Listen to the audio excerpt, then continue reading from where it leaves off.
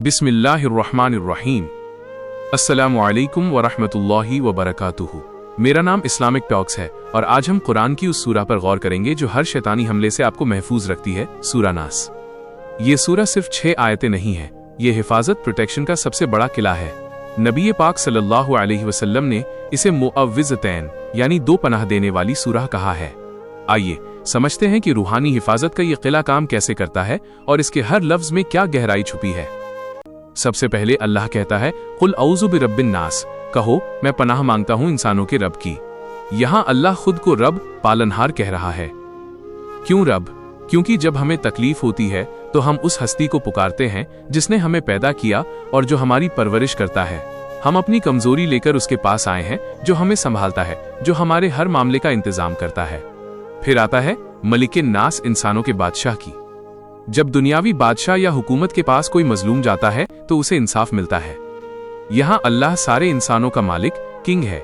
हम कह रहे हैं, ऐ अल्लाह तू इंसानों का आखिरी और सबसे बड़ा मालिक है, तेरी सल्तनत में कोई और हावी नहीं हो सकता, तू मुझे हिफाजत दे। तीसरा, इलाहिन नास, इंसानों के माबूद जिसकी इबादत की जाती है की। ये सबसे अहम एहसास है।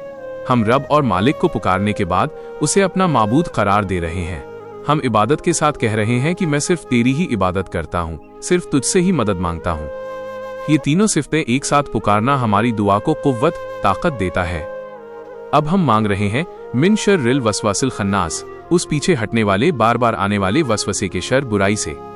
वसवसा क्या है? ये वो नकारात्मक ख्याल हैं जो आपके दिमाग में आते हैं, जैसे अल्लाह के बारे में शक पैदा होना, नमाज में दिल न लगना या गलत काम करने का लालच। शैतान हमें सीधे गुनाह करने को नहीं कहता, बल्कि पहले वसवसा डालता है। खन्नास का मतलब है पीछे हट जाना। जब आप अल्लाह को इखलास से याद करते हैं तो शैतान मायूसी से पीछे हट जाता है। आगे अल्लज़ी युवस्विसु फी सुदूरिन नास, जो इंसानों के सीनों में वसवसा डालता है। यहाँ गहराई है। शैतान आपके दिमाग में नहीं बल्कि सीने दिल में वसवसा डालता है। इसका मतलब है कि वो आपकी इच्छाओं, जज्बातों और कमजोरियों को निशाना बनाता है। वो जानता है कि आपका दिल कहाँ से टूटेगा, आपकी सबसे बड़ी ख्वाहिश क्या है, और वही वसवसा डालता है। और आखिर में मिनल जिन्नती वन्नास, चाहे वो जिन्नात में से हो या इंसानों में से। ये इस सूरह का सबसे बड़ा पहलू है। हम हर तरह के शैतान से पनाह मांग रहे हैं, जो छुपा हुआ जिन्नात है और जो खुला हुआ इंसान है। इंसानों में शैतान कौन है? वो आपका करीबी दोस्त हो सकता है, कोई रिश्तेदार हो सकता है जो आपको गुनाह की तरफ उकसाता है या नेकी से रोकता है। सूरह नास हमें सिखाती है कि हमें सिर्फ दिखने वाले दुश्मनों से नहीं बल्कि छिपे हुए, नजर ना आने वाले खतरों से भी पनाह मांगनी है। तो इस सूरह का बुनियादी मकसद क्या है? 1. जिक्र और अमल। हर रोज सुबह, शाम और सोने से पहले सूरह फलक और सूरह नास को यकीन के साथ जरूर पढ़ें। 2.